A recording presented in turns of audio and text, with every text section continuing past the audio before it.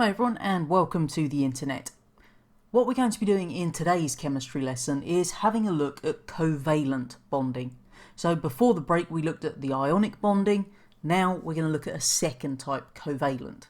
So hopefully by the end of today's lesson you'll be able to describe what covalent bonds are and we'll be able to explain how they form.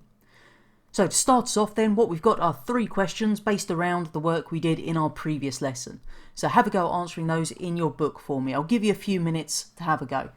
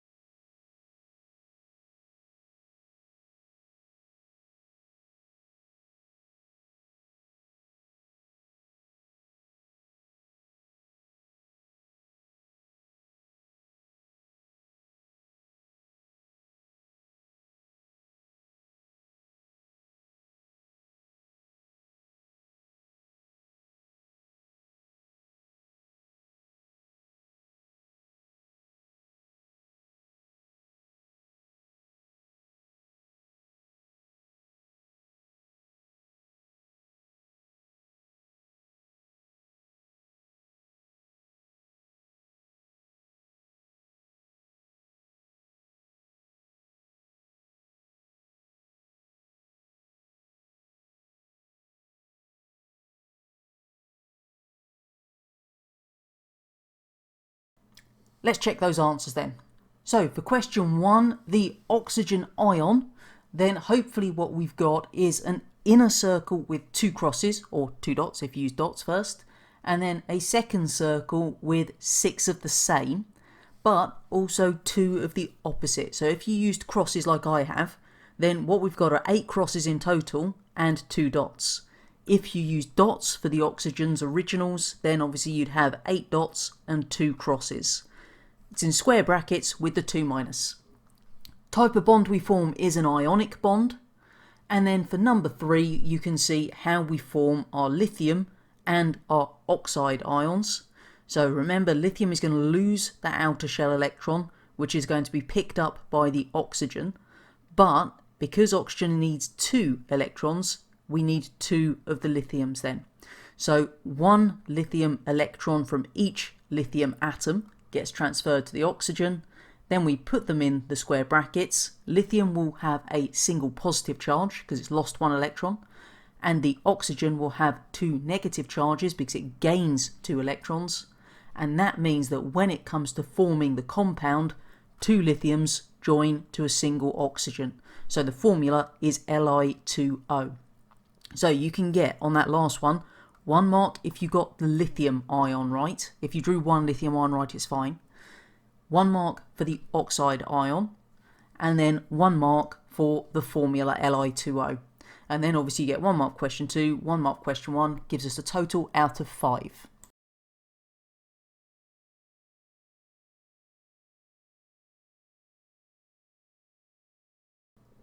The first type of chemical we're going to think about are things we refer to as simple molecules.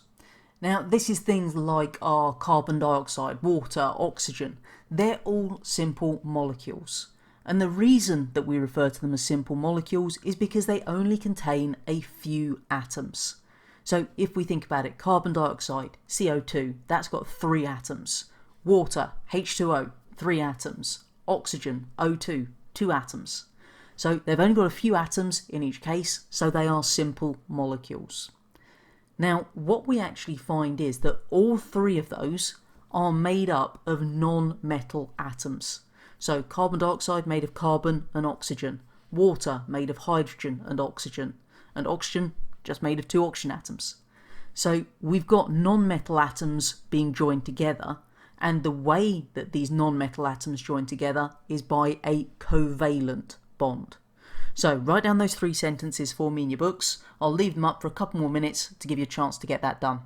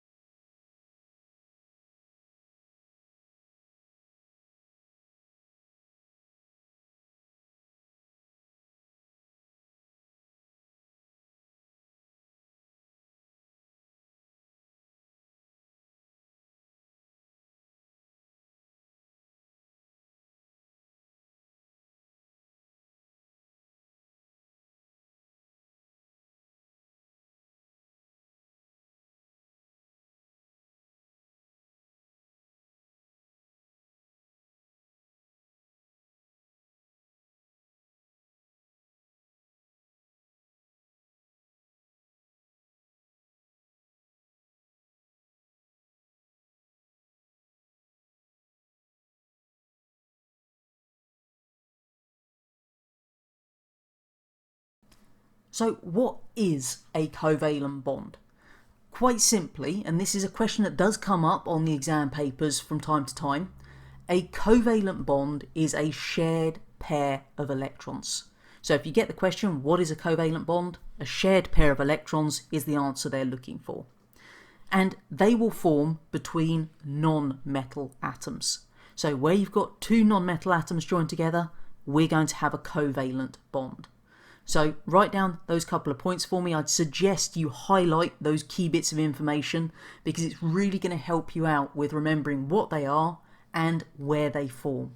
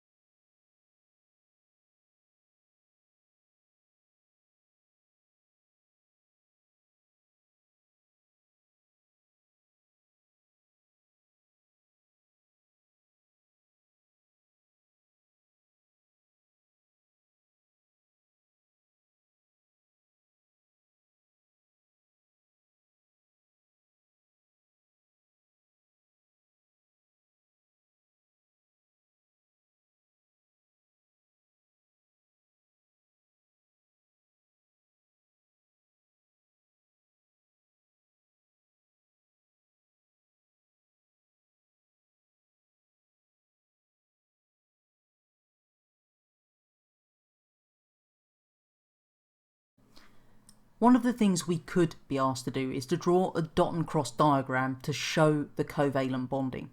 So the example we're going to look at is hydrogen. Now hopefully we remember that on the periodic table that hydrogen has the atomic number of 1. So that tells us that a hydrogen atom has 1 electron. So it's only got 1 shell, and that means that first shell, the one closest to the nucleus, can hold up to 2 electrons. So its maximum is 2. Now what we actually find when we come to draw this, then we would have our hydrogen like so. So there's its 1 electron. But in order to give it the illusion of having that full outer shell, it needs a second electron.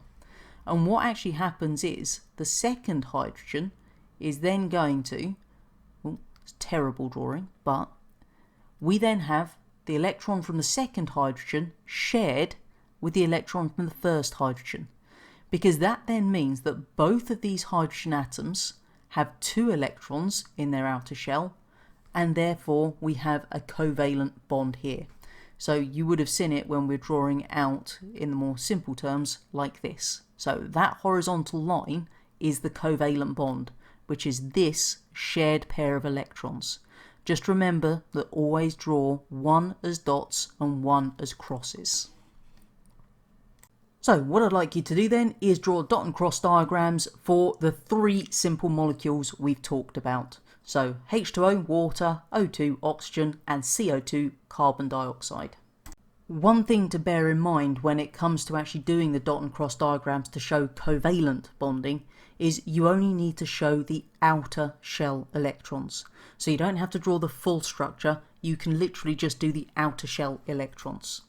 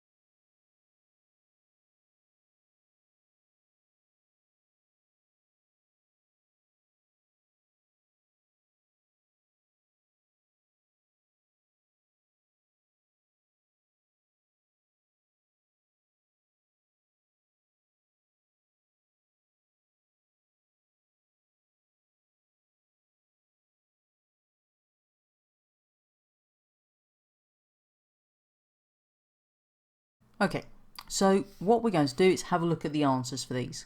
So our first one then was water, so that was H2O.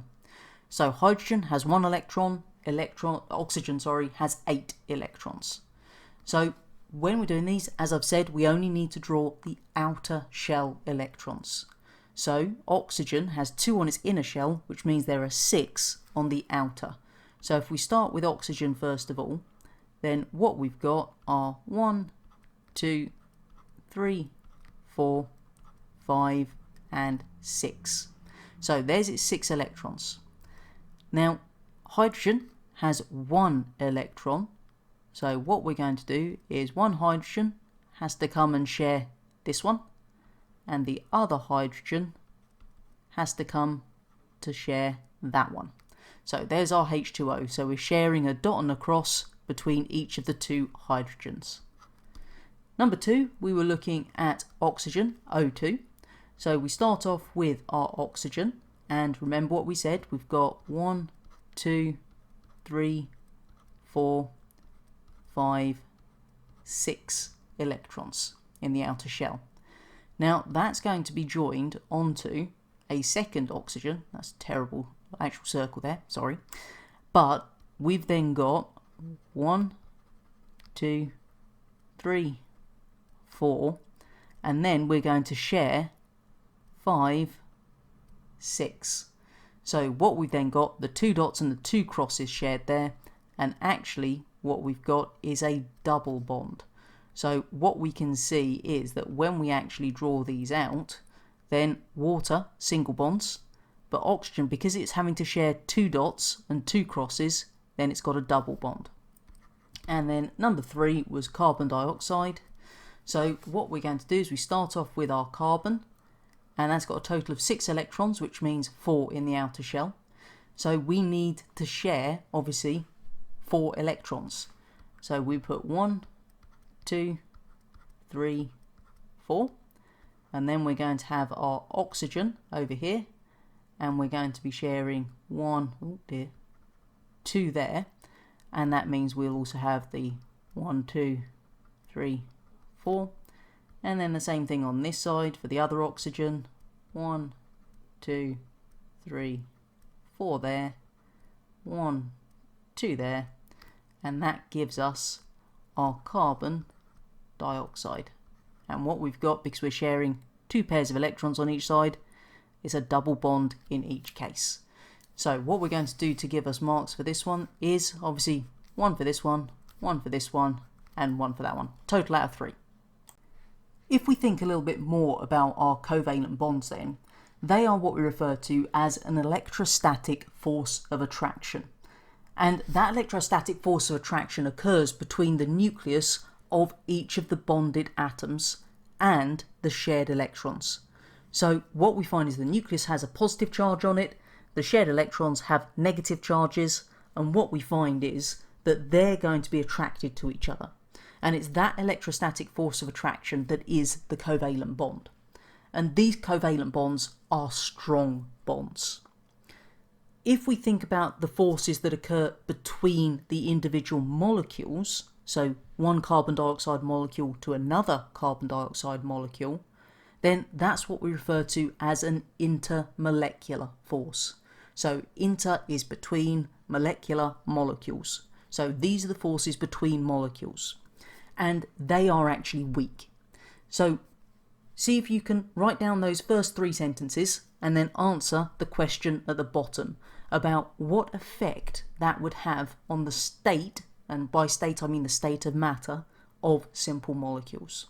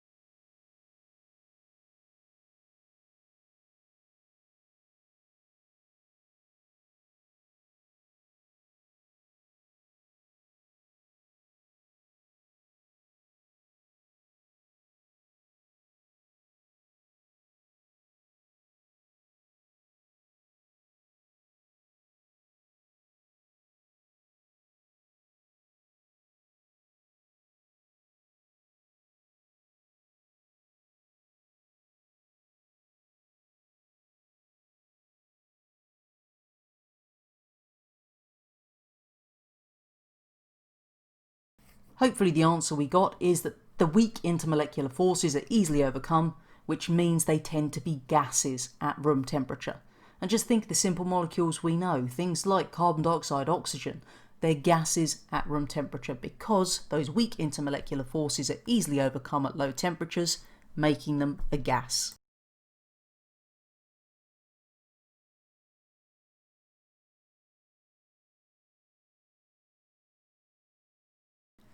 When it actually comes to trying to visualize these different chemical molecules and how the different atoms are joined together in them, what we do is we use things called models.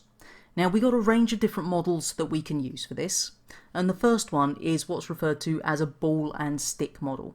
And hopefully by looking at the picture on the right hand side of the screen, you can kind of see why, because it's made up of balls and sticks. Now there are some limitations to this model.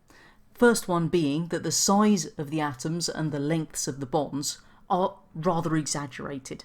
If you think about the size of an atom, they're tiny.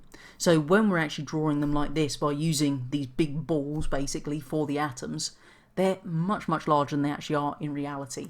Same with the lengths of the bonds, dramatically exaggerated there. And because you may have done this in school, played with these little things called molymods, so plastic balls and plastic little rods that join them together, because we then connect those and then the electrons aren't moving, what we actually have is this idea that electrons making the bonds are fixed in a position. And that's not true. They actually do still move. So it does lead to a bit of a false idea, if you like, that the electrons making the bond don't move. So jot down those couple of points about the limitations of the ball and stick model.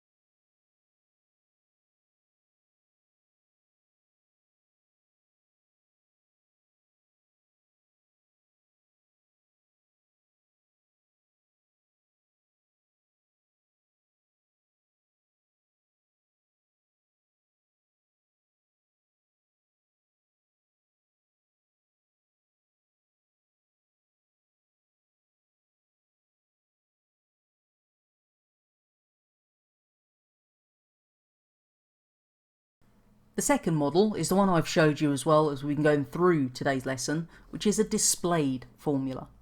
Now, displayed formula is where we use the chemical symbols and then we just join them by straight lines basically to represent the bonds. In terms of a limitation of this, it doesn't show the three-dimensional shape of the molecule. So when we look at it, it makes it look like it's completely flat on a page. And that really isn't true. And if you, I suppose, go on to do A-level chemistry, then you'll learn how we can modify the way we draw these different formulas to show the three-dimensional nature of them.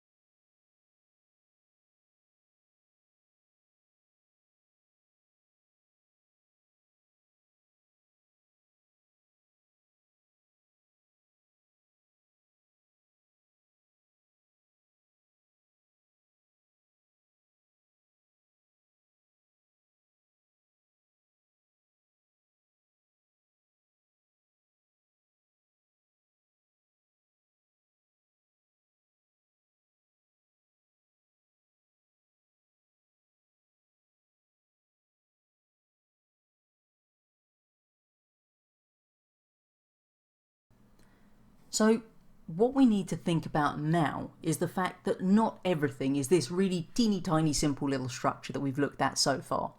We also have these giant covalent structures. So just like we saw, we've got giant ionic structures, we've also got giant covalent ones. And these ones consist of many non-metal atoms that are joined by covalent bonds. And the key thing about them is that they're arranged in a repeating and regular pattern which we refer to as a giant lattice. And a really good example of this is diamond. And we're going to come on to look at diamond in more detail in our future lessons. But what we can see in the picture at the bottom is a little graphical representation of the structure of diamond. So diamond is just made up of lots and lots of carbon atoms. So the black circles, those are the carbon atoms, and the lines joining them are the covalent bonds. So what we can see is we get that repeating pattern of how those carbons are joined together.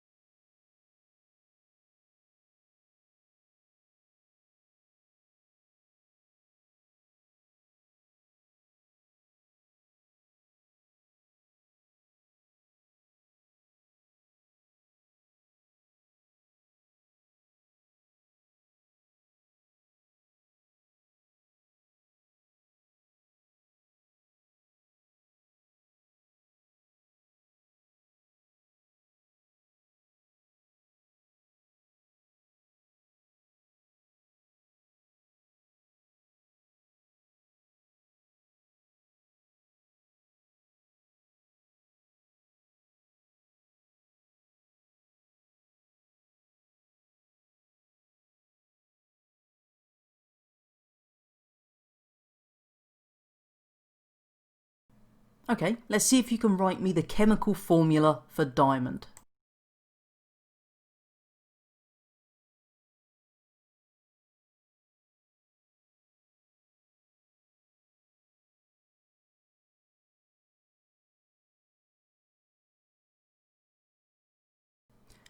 Quite simply, it's just a capital C, because diamond is made out of many carbon atoms joined together, but we go the empirical formula. So all we do is simplify it to the simplest ratio, and it's just carbon, so it's just a capital C. So using those same ideas, see if you can answer these questions about silica for me.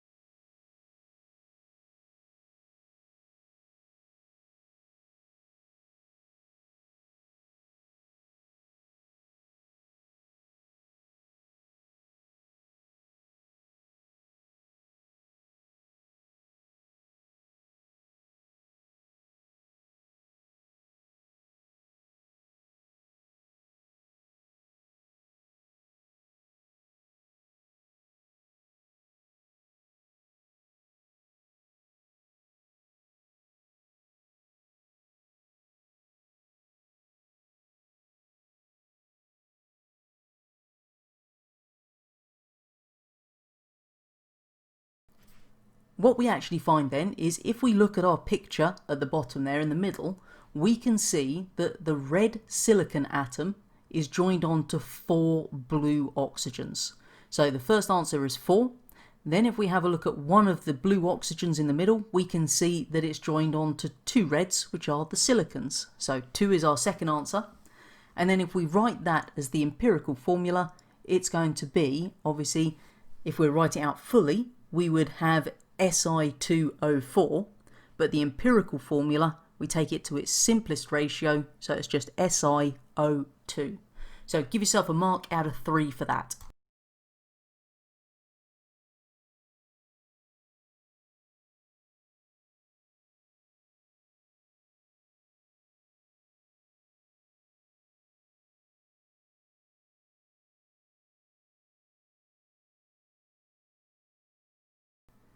Final thing for today then are the plenary questions. So those with target grades up to grade 5, 2 columns on the left. Those with target grades over a grade 5, it's the 2 columns on the right. So I'm going to leave these up just for a couple of minutes today, but if you need longer, hit pause, take as long as you need.